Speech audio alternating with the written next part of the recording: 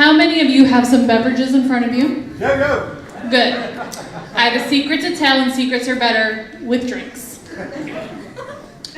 So, like Aaron said, I work at ForKids. I've been there almost 4 years now. The secret is I only intended to stay 1 year, 2 years tops. It was supposed to be a stepping stone job for me to really reach my dream, because ForKids was not my dream. What? Baylor, I told you it was a secret. But here I am almost 4 years deep, and I'm going to tell you how that happened. But first, a little bit of background. I went to college thinking I was going to be a doctor. That did not work out when I realized what that actually meant. I left college with a master's in sociology, thinking I was going to be a sexual assault advocate and community educator. But 24-year-old me was in for a surprise upon graduation. Entry level doesn't mean entry level. People really want 2 to 3 years of experience, and they did not think that my years slinging steaks and barbecue counted. Didn't understand that. So I became a preschool teacher, then a preschool private school principal, then a bodily injury adjuster. I was pretty sure I was going to stick with that. The money was really good, wasn't that hard, and I was like, this is going to be it. Then I decided to give myself a 30th birthday present. I was going to try one more time to get into nonprofit work. So I applied at ForKids. Turns out that insurance adjuster work really paid off. I got hired on the housing crisis hotline. Now, I need you to use your imagination. This used to be my desk. I used to sit right in here where the parts are, and I would take 100 to 200 calls a day from homeless families all around Hampton Roads seeking housing help. Did that for about 4 months. Then I became the school-based outreach case manager at a local elementary school. I wasn't 100% sure what my day-to-day was going to look like, but I was pretty sure I was going to be working with families on finding housing and helping the parents get jobs. Turns out, though, those families move a lot, and transportation takes quite a long time to set up for the kids. So I became the unofficial Uber for those kids to and from school, and the unofficial assistant to the education advocate at the Beyond the Bell program. So I spent a lot of the next 2 years in the car, which is an experience if anyone has ever been in the car with children. The first few rides were always pretty quiet. They didn't really talk to me much, and then the time would come when they'd be more comfortable. The first time this happened was with what would turn out to be one of my really long-term families. From the back seat, I heard, "Miss Sara, why is your hair wet?" And I thought, my hair isn't wet, it's dry, mind your business. And then I realized this is what they were talking about. This is not my real hair.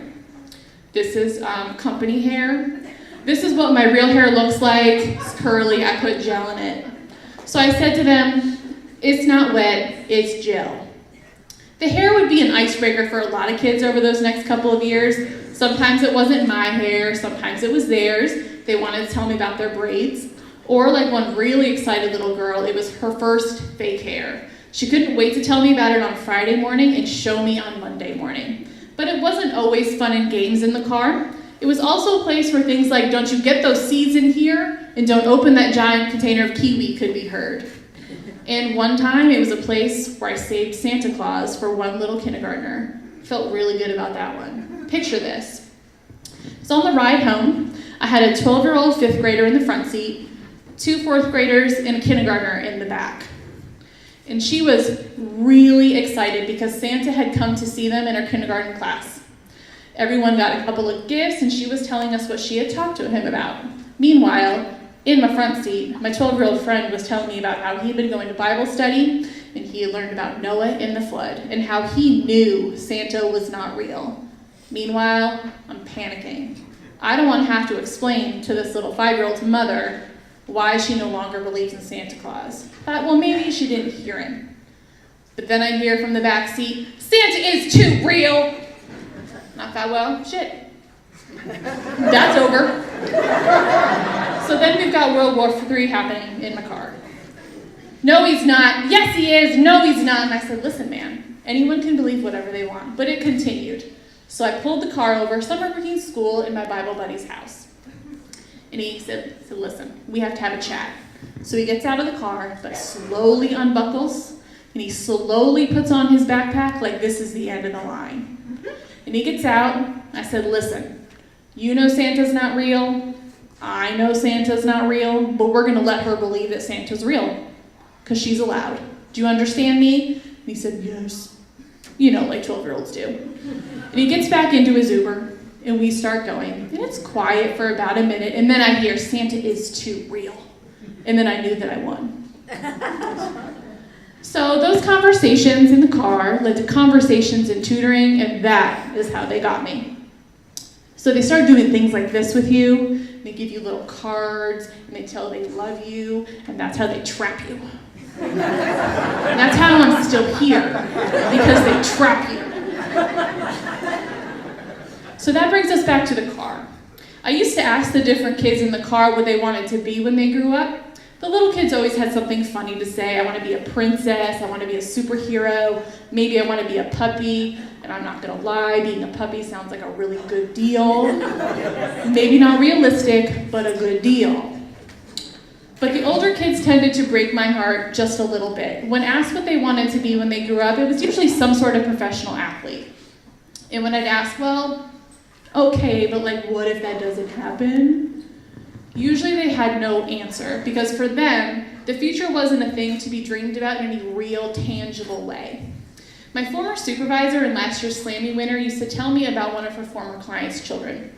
When asked what he wanted to be, he wanted to work in the peanut factory with his mother because he saw no other option for himself. So I think what's kept me at ForKids and what will continue to keep me at ForKids is my desire to give our ForKids kids and our ForKids clients options. There's so many wonderful opportunities out there for people to reach for and to dream about, but there's also so many roadblocks, especially for those living in poverty and for those who have suffered trauma like so many of our clients have. So now I sit in a tiny closet office that this year looked like this because someone thought it was fun. It was really fun to take down. And I dream about ways that we can help our clients move forward, reach for that dream, reach for something that maybe they didn't think was possible for themselves. And so, for me, all of that dreaming and that reaching for possibilities started with the question, why is your hair wet?